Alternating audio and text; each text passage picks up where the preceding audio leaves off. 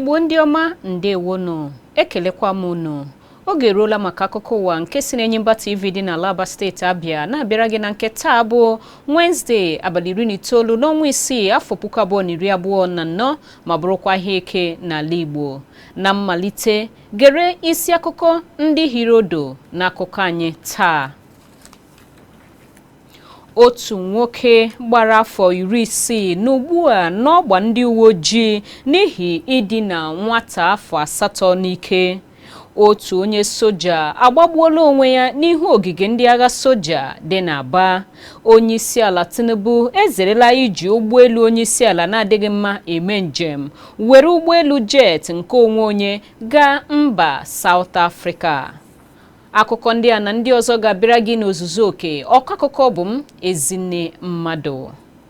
Otu onye soja n'ogige ndị agha batalion 144 FOB dị na ụlọ akwụkwọ Ngwa High School Aba steeti Abia ka a na-ekwu ugbu a na o jirila aka ya wee gbuo onwe ya. Nke a mere n'ụbọchị Satọde nke tụrụ ndị agha nọ na ogige ahụ n'anya dịka ha nọ na-eche ihe nwere ike iduga onye ọrụ ibe ha iji aka ya wepụ ndụ ya n'ike.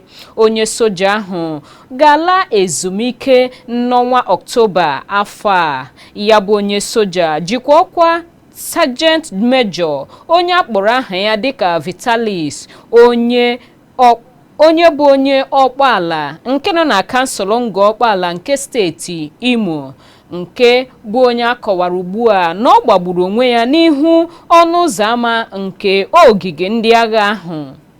Amatabeghị ihe mere ya bụ onye agha jiri aka ya were gbagbuo onwe ya dịka ọ na-enweghị akwụkwọ ọbụla o dere tupu yi akpa arụ a. Ndị agha gwara ụlọ ọrụ anyị Enyimba TV na onweghị ihe ọbụla bụ nsogbu nke ya bụ nwa amadi nwere n'ụlọ maọbụ n'ọrụ nke nwere ike iduga ya n'ime ya bụ ihe, ma ewerekwa ya tụnyere otu ha si eme ihe n'ogige nke batalion 144 ahụ maọbụkwanụ n'isi ụlọ ọrụ nke ndị agha soja dị na Ọhafịa. Ozi kwuru na kemgbe izu abụọ gara aga onweghị onye ọbụla ji anya rụtụ onye soja, ebe mgbalị ndị ọrụ ibe ya nakwa ndị isi mere iji chọpụta ebe ọ nọ enweghị isi. Enwetalịghị onye na-ahụ maka mmekọrịta ndị soja nakwa ọhaneze nke isi ụlọ ọrụ ndị agha dị n'Ọhafịa, onye aha ya bụ Innocent Omale n'ekwentị, ebe ozi ndị nke ezigara ya enweghị nke ọbụla ọ zaghachiri n'oge a na-achịkọta akụkọ a. Otu nwoke gbara afọ 60 aha ya bụ Christian nọ n'ọgba ndị uwe ojii n'Aba ka ọ dị ugbu a n'ihi ebubo nke a na-ebo ya na o dinara otu nwatakịrị dị afọ 8 n'ike na obodo Ụmụọdụ Ukwu dị na kansụl Obingwa nke steeti Abia.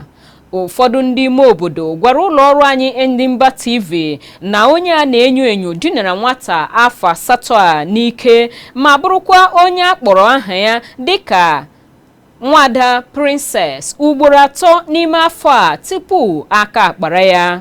Onye isi nke ọnụmara Ụmụonye Iro nke obodo Ụmụọdụ Ukwu bụ Honorable Prince Ndụbụeze gwara ndị nta akụkọ anyị nke ụlọ ọrụ anyị na onye a na-enyo enyo bụ onye mbịarambịara bi na obodo ha, ka ndị ntorobịa bụ ndị nke nwudere ya n'oge ọ na-akpaghasị ubi nke obere nwatakịrị a ma nyefeezie ya n'aka ndị uwe ojii. Ndụbụeze onye kpughere na diokpa ahụ ji aka ya kweta arụ isi ọjọọ a nke ọ nyụrụ bụkwanụ nke na-enweghị onye ọbụla metụrụ ya aka n'ahụ n'ụzọ ịkụ ya ihe tupu ya ekweta, ebe ọ kọwara na enwekwala mgbe a nwụchiri ya maka ụdịrị arụ nke agwa ọjọọ a n'ebe o biburu na mbụ na nso nso nke obodo ahụ.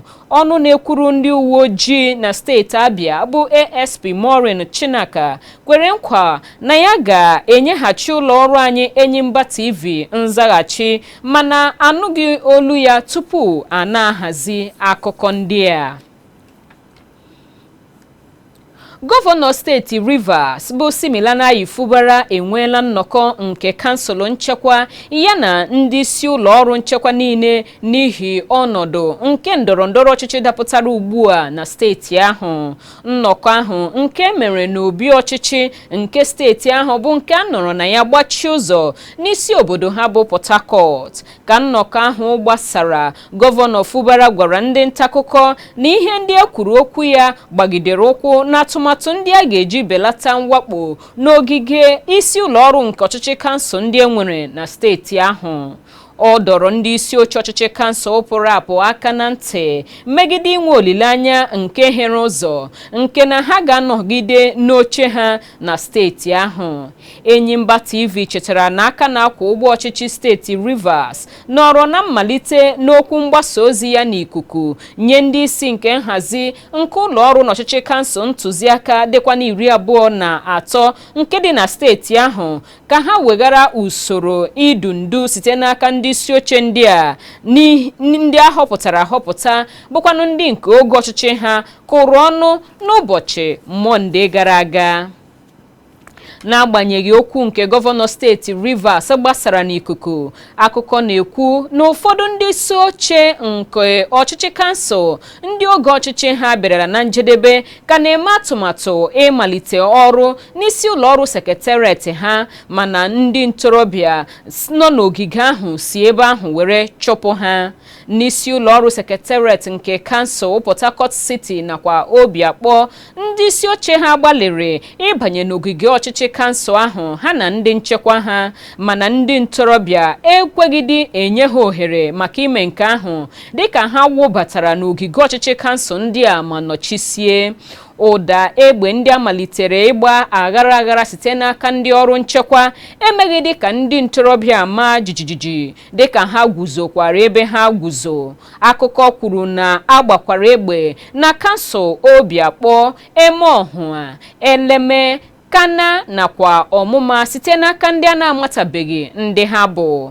Na kansụl Eleme, ndị ntorobịa nọchiri ogige ọchịchị kansụl ahụ na-ekwu na ọ bụ naanị gọvanọ steeti ha ahụ bụkwa onye ha ma ugbu a dịka onye ikike dị n'aka. Na kansụl Obiakpọ nke steeti Rivers, ndị ntorobịa na-eme njegharị iwe kwaturu ihe ọkpụkpụ nke onye minista na-ahụ maka isi obodo ala anyị bụ Chief Nyesom Wike. Ndị ntorobịa ọnụma na iwe juru n'obi dọtụrụ ọkọlọtọ nakwa bọọdụ ndị obodobo ịma ọkwa nke bụ eserese nke Wike nakwa onye isi oche nke kansụl Obiakpọ bụ ọkaiwu George Ariolu ndị ahụrụ gburugburu kansụl ahụ. N'ihe onyonyo nke fegharịrị n'ikuku nke rutere ụlọ ọrụ anyị Enyimba TV aka, ahụrụ ndị ntorobịa ka ha na-agbalị ịkwatu ya bụ ihe akpụrụ akpụ. Ụfọdụ ndị njegharị iwe ahụ wụbatara n'ogige nke isi ụlọ ọrụ sekretariat ahụ ma jikọtazie aka ọnụ hụ na akwaturu ihe ahụ akpụrụ akpụ, na-ekwu na oge onye minista ahụ agaala na steeti Rivers. Ka ọ dị ugbu a, ndị uwe ojii anọchiela n'isi ụlọ ọrụ sekretariat 23 enwere na steeti Rivers, tinyekwara ụfọdụ ngwongwo na ụlọ gọọmenti ndị dị oke mkpa. Nke a bụ n'ihi tigbuo zogbuo nke dapụtara n'ọchịchị kansụl ndị dị na steeti Rivers bụkwanụ steeti dị na mpaghara South mmanụ na-erugharị na ya n'ala Naịjirịa. Ndị ọrụ nchekwa mmadụ abụọ tụfuru ndụ ha n'ihu ọrụ n'ihi ọgba aghara ahụ. N'agbanyeghị na ihe kpatara ọnwụ ha edochabeghị anya, ozi enwetara na-egosi na ọnwụ ụmụ amadi abụọ ndị a nke na-agbawa obi ga-enwerịrị ihe jikọrọ ya na mwakpo awakporo ọchịchị kansụl Eberi Ọmụma. Ọnụ na-ekwuru ndị uwe ojii na steeti Rivers bụ Grace Iringe Koko, onye kwuru na ọnọdụ a bụ eziokwu, kọwara na mmadụ abụọ ahụ nwụrụ anwụ, nke otu onye n'ime ha bụ onye uwe ojii, onye nke ọzọ awụrụ onye nche vigilante, bụkwanụ ndị nke na-ala mmụọ n'ike ugbu a n'ihi ya bụ ọgba aghara. ka ọ dị onye isi oche nke kansụl Ikwere n'oge gara aga bụ dọkịta Samuel Nwanosike na-ebo gọvanọ Fubara nakwa onye chief of staff ya Edison Ehie ebubo nke iji ndị otu nzuzo nakwa ndị ọkpa egbe na-akpata nsogbu n'ime kansụl 23 nke enwere na steeti Rivers. Nwanosike na-ebo ebubo na onye gọvanọ nakwa Edison na-akwado ndị ọkpa egbe nakwa ndị otu nzuzo ndị na-enye ndị steeti ahụ nsogbu ugbu a ma na-eyi ha egwu, ma gbakwunye na ndị Ikwere ga-enwe ndidi chere mkpebi nke ụlọ ikpe mkpegharị nke chabirila ikpe na mmalite ka ihe ọbụla dịkwa otu ọ dị na mbụ n'ọchịchị kansụl. Nwanosike gara n'ihu na-ekwu na ụlọ ikpe nke mkpegharị nyere ntụziaka ka ihe niile dịrịkwa otu ọ dị na mbụ, na-echere nnụrụ ikpe nke okwu ikpe dị n'etiti Martin Amahule nakwa ndị ọzọ megide ọnụ na-ekwuru otu akụkụ nke ụlọ nzukọ omeiwu steeti ahụ bụ Victor Okojombo. Ndị omeiwu n'ụlọ nzukọ nnọchiteanya n'okpuru otu akpọrọ G60 n'ọrụ ụnyaahụ bụ Tuesday gbapụta ma kpọkuo echiche ma kwupụta echiche obi ha bụ ka achụpụ ndị isi oche nke ọchịchị kansụl 23 nke steeti Rivers, bụkwanụ ndị ọ kọwara ugbu a na ha na-erubere onye minista isi obodo Abuja bụ Nyesom Wike isi, ka akpụpụkwa ha n'ụlọ ikpe n'otu aka ahụ maka ịgba ọchịchị mgbe okpuru. Otu ahụ nke onye ndu ha bụ onye omeiwu na-anọchiteanya mpaghara Ide-Atọ North na South n'ụlọ nzukọ nnọchiteanya nke steeti Imo, onye aha ya bụ Ikenga Ugochinyere, kwupụtara ọchịchị obi ha nye ndị nta akụkọ n'ogige ụlọ nzukọ ukwu dị n'Abuja.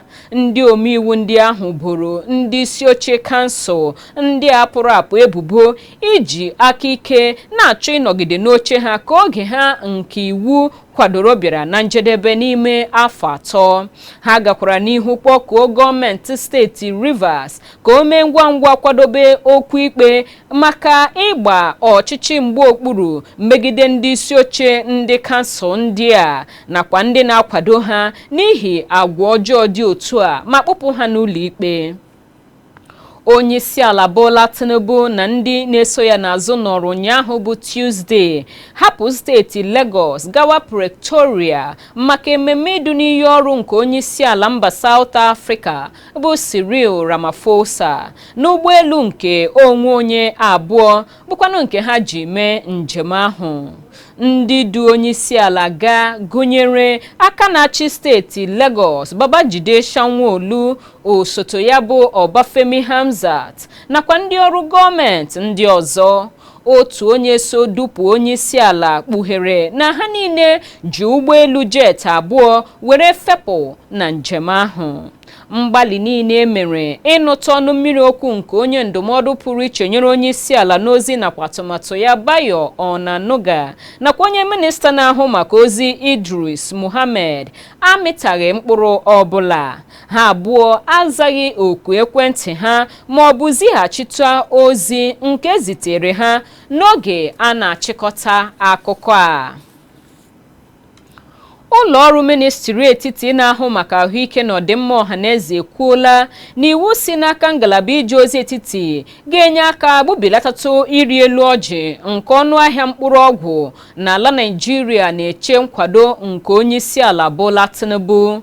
Ụlọ ọrụ ministri ahụ mere ka amara nke a n'oge a jụrụ ha ajụjụ gbasara ya bụ iwu. Onye nhazi ụlọ ọrụ ministri ahụ na-ahụ maka ahụike na ọdịmma nke ọhaneze bụ ọkammụta Muhammad Pate nọrọ n'ọnwa Febụwarị kwuo na ọchịchị etiti ga-ewepụta iwu ga-enye aka gbubilata ọnụego nke mkpụrụ ọgwụ. Nchọnchọ emere n'ime ahịa gosiri na ọnụahịa nke ụfọdụ mkpụrụ ọgwụ ọrịa akọm gbagoro site na pasentị 11 ruozi pasentị 22, ebe ọgwụ ndị nke eji alụso ọrịa mamịrị ọgụ gbagoro ruo pasentị 20. Ọnọdụ a akwanyela ndị ọrịa n'ọnọdụ nke ị na-agbahapụ ọgwụ ndị nke eji azọ ndụ n'ihi ha dị oke ọnụ ugbu a. onye isi oche nke ụlọ nzukọ Senate Godswill Akpabio ekwuola na ala anyị Naịjirịa agaghị na-ata ahụhụ nke omekome taa ma ọ bụrụ na ọ gbanweghị ukwu ala anyị n'afọ 1978.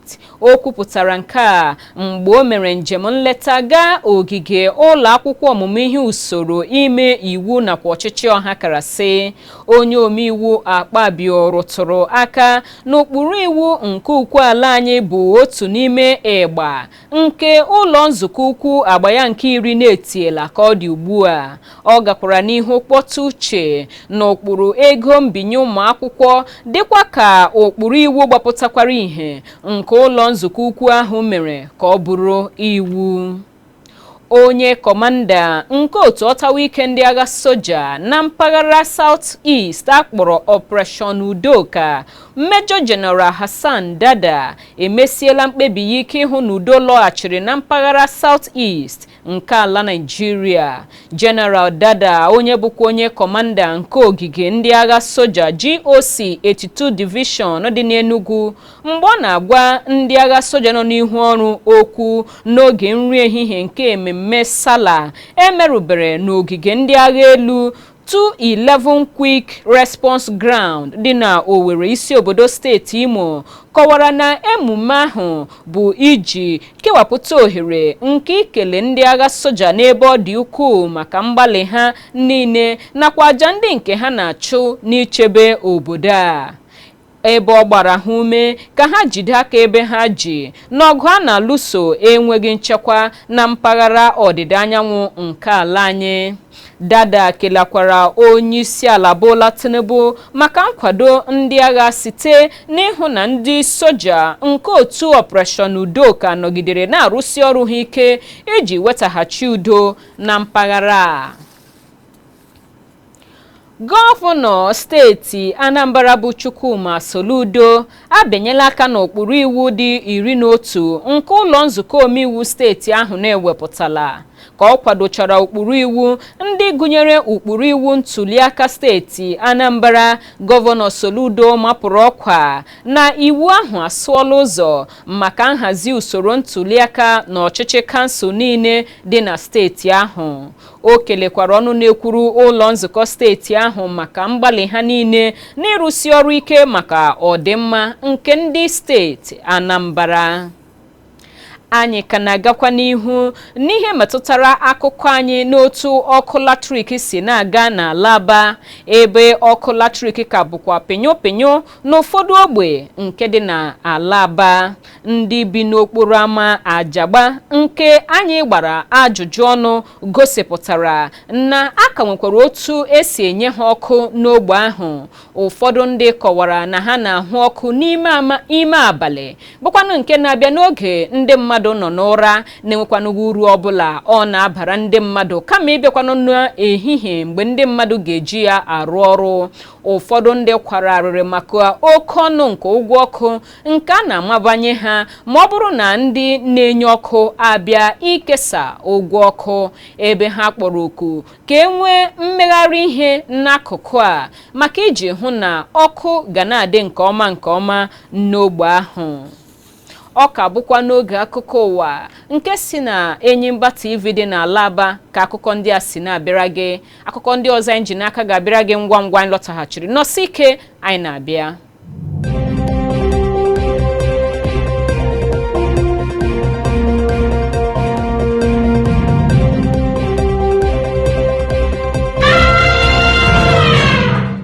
Nnọọ ka anyị gakwa n'ihu n'akụkọ ndị nke anyị ka ji n'aka ka fọrọ. N'akụkọ sitere na mba ofesi, ihe karịrị ndị njegharị 200 mmadụ ka na-anwụchiela ugbu a na Nairobi, isi obodo mba Kenya, na njegharị nke na-aga n'ihu na mba ahụ maka mbugo ụtụ isi nakwa ụkpụrụ nhazi ego nke a na-eche ugbu a n'ihu ụlọ nzukọ nke mba ahụ. otu ndị na-achọ nta ọdịmma ime obodo ekwuola na n'agbanyeghị nwụchi ndị ahụ a na-emela njegharị nakwa atụmatụ emerela ịnọdụ ala n'ihu ụlọ nzukọ nke mba ahụ ga-anọgide na-aga n'ihu. Onye isi nke ndị uwe ojii na mba ahụ bụ Adamson Bunge ekwuola na onwebeghị otu ọbụla natarala ikike nke ime njegharị na isi obodo nke mba Kenya. Ugwu nke ime njegharị udo nọ n'akwụkwọ iwu nke mba Kenya, mana ndị nhazi ya ga-epu ụzọ kpọtụrụ ndị uwe ojii tupu ha amalite. Ndị uwe ojii ga-enyekwa iwu ịga n'ihu ọgwụla ma enwere otu esiri nwetụ nchegbu gbasara ọnọdụ nchekwa.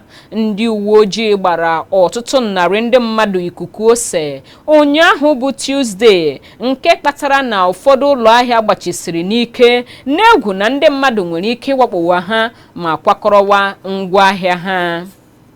N'akụkọ akụnụba, ụgbọala ndị ji ọkụ latrik na-arụ ọrụ na-agazi ezigbo ahịa ugbu a n'ụfọdụ mba ndị na-azụ ala Naịjirịa ahịa mmanụ krudu n'ebe o buru ibu. Nke a bụrụla ihe ịma aka na-eche ala anyị ihu n'ihe metụtara ịkpata ego site n'ihe mmanụ patrol nakwa ihe ndị ọzọ nke na-esi na mmanụ krudu apụta.